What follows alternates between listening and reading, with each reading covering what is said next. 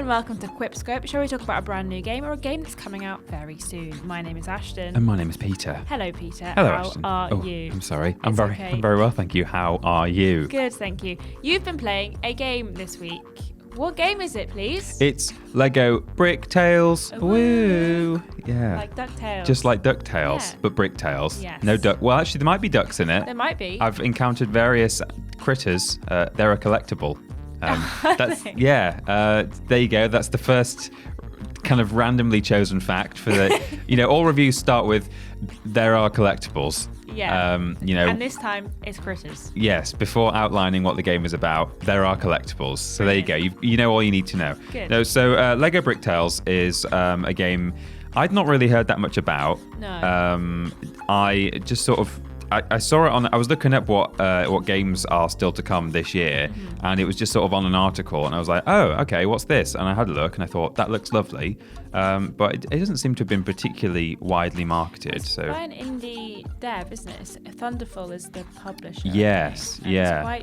They're not a massive company. So I guess, maybe they probably just don't have the budget. But you kind of just associate, because Lego itself is obviously such a big corporation, or has such a big presence. You kind of feel like it should be more well known. So hopefully it does okay. So yes, I've been playing Lego Bricktales. It reminds me that the immediate comparison I would make is with something like Unpacking, right? In that it's quite a chilled out little Lego building sim. So there's a little storyline to it which I didn't expect, which is that your granddad is an inventor, and he's made a portal machine, and you can go through the portals to all kinds of different whimsical worlds. Oh, okay. And they're all a little bit kind of, they're the kind of your standard themed fare, sort of TV tropes. Like I'm in a jungle one at the moment, and I've met like an archaeologist and someone who flies a plane and all that kind of thing. And there'll I'm sure be like a nice one. Yeah, and probably a pirate one and a like a moon one or something. I don't know what else is to come, but it's kind of predictable in that way. But that's nice. You kind of know what you're getting. And these worlds are presented in as like little Lego dioramas. Right. So little cubes with all really nicely designed with trees and rocks and nice like textures and stuff to them. So it's lovely. In fact, it kind of breaks the fourth wall as well, in that like at one point a character was talking to another character. Oh yeah, a guy was saying, oh, how are we going to get down this cliff? It was like one of my objectives to work a way down this cliff. And another one said, well, you're made of galvanized plastic. I'm sure if you jump off, you'll be absolutely fine.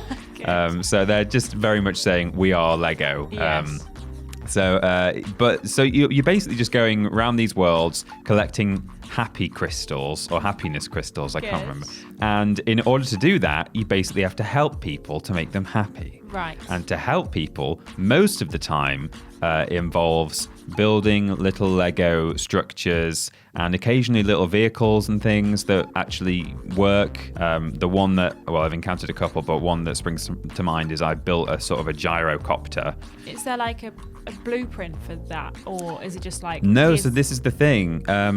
It's very much customizable, just the way the game is done. So there are certain kind of requirements for any given build. So one of the other vehicles, quote unquote, that I've done is I made a little chairlift. So we were in the jungle, we were on top of a cliff, and we had to make our way down, and there was a zip line there. But for some reason, we didn't want a zip line down. We wanted to turn it into a chairlift. Right. So I had to build the chair. And in terms of some of the requirements of that, it has to be obviously just basically stable so that when you put weight on it, it doesn't break. But that one also had to like have a balance on either side so that it didn't like tip over. Right. A lot of it is you'll be doing bridges or stairs or things like that to cross gaps. And it's fun actually. There's a little simulate button. So if you're building, for instance, a bridge, you press triangle in the little builder area, and your robot will like walk across or wheel across the bridge. And if your bridge isn't going to hold you, it won't hold him, and so he'll be wheeling across it, and then it'll just split in half, and he'll fall down. Guinea pig. Yeah, he is exactly little robot guinea pig.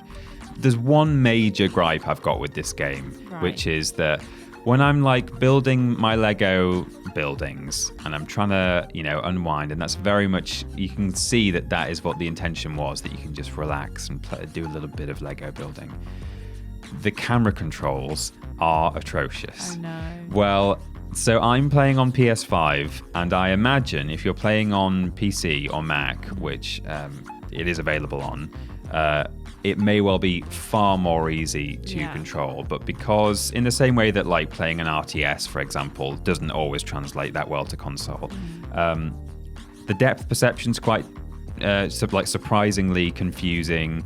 And then the way the blocks kind of snap around depending on where your cursor is, and it's kind of to do with the way that you've got a cursor moving around the screen in the sense of like a computer cursor rather than a little 3D cursor. It's kind of hard to articulate, but sitting down and playing it hands-on, it's really bad, actually. Like, it genuinely was making me really frustrated. And that's pretty much the only problem, but it's such a major one that I got to the point where after I played for a couple of hours, I was like, I need to turn this off now because I'm actually just getting really annoyed.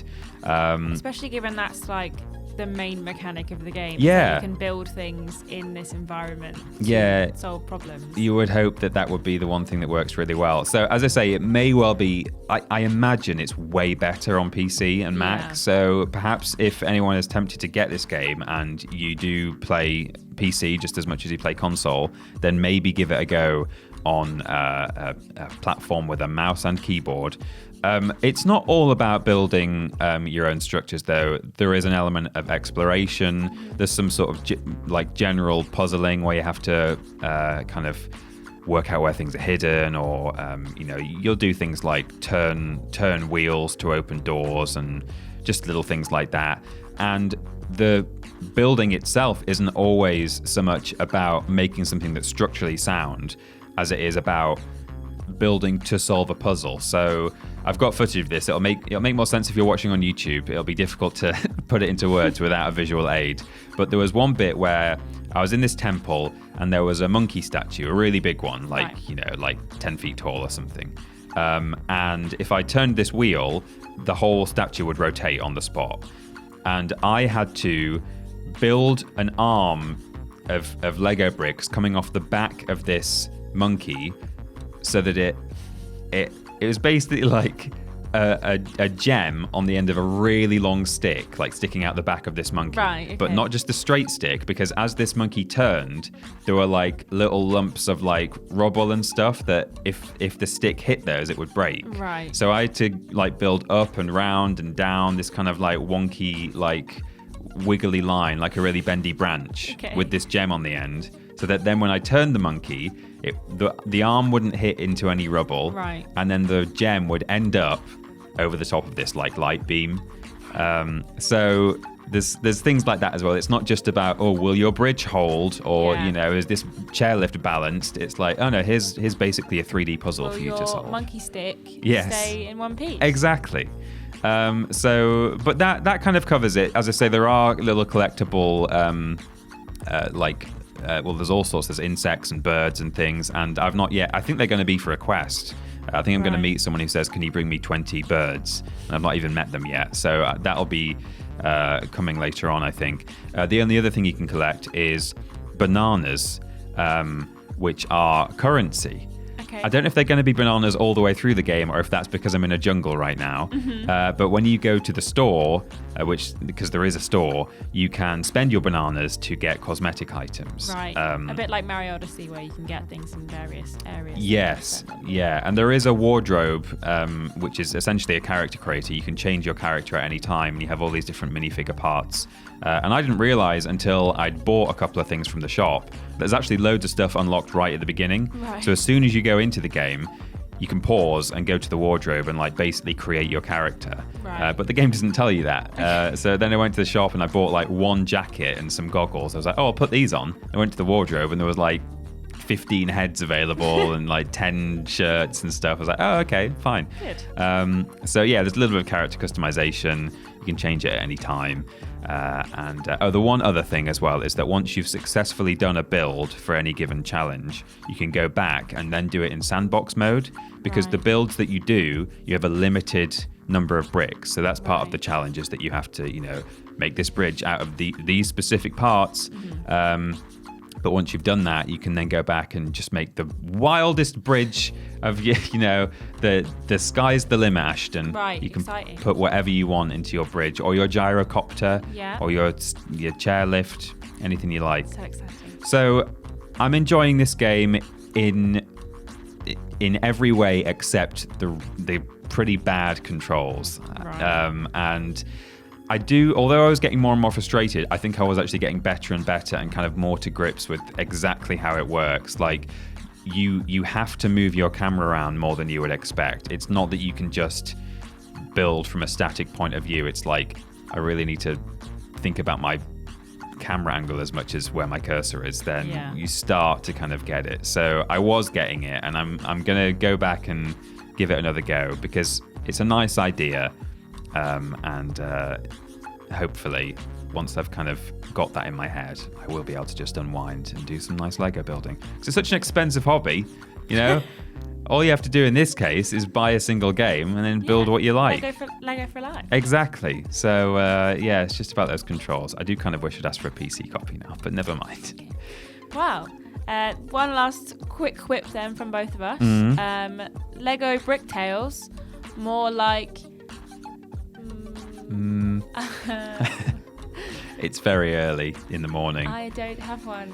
I went in with confidence thinking I'd just get one out of the air, but it didn't come to me. I've got one that comes to mind, but it seems a bit harsh. Lego Bricktales, more like Lego Brick Fails, in that the camera fails to meet my high standards. Yeah. But apart from that, it's quite a good game. Lego Bricktales, more like Let's Go Bricktales. Bricktales. Let's go, Let's Bricktales. go Bricktales. Brilliant. Okay. And it's available on PlayStation, Xbox, that's current gen and previous gen, I think. Yeah. And also Switch and PC and Mac.